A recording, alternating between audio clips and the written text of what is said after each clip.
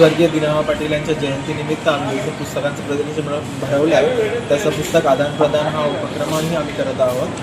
ही मूळ संकल्पना आहे राजीव संजय पाटील यांची आणि संजय दीना पाटील या सरांच्या नेतृत्वाखाली आणि मार्गदर्शनाखाली आम्ही हा उपक्रम केला आहे. दीनानाथ पाटील वाचनालय आणि अभ्यासिका याच्या माध्यमातून आम्ही करत आहोत हा उपक्रम असा आहे की वाचकांच्या घरी वाचून झालेली पुस्तकं आहेत आणि ती अशीच अडगळीत पडून आहेत, त्यांना आता नको आहेत, तर त्यांनी इथे येऊन ती द्यावीत. आणि याच्या बदल्यात आम्ही इथे असंख्य पुस्तकं अशी मांडलेली आहेत, वेगवेगळ्या प्रकाशकाची आहेत, जॉनर्स आहेत वेगवेगळे आणि वेगवेगळ्या कविता संग्रह वगैरे अशी खूप सारी पुस्तकं आहेत.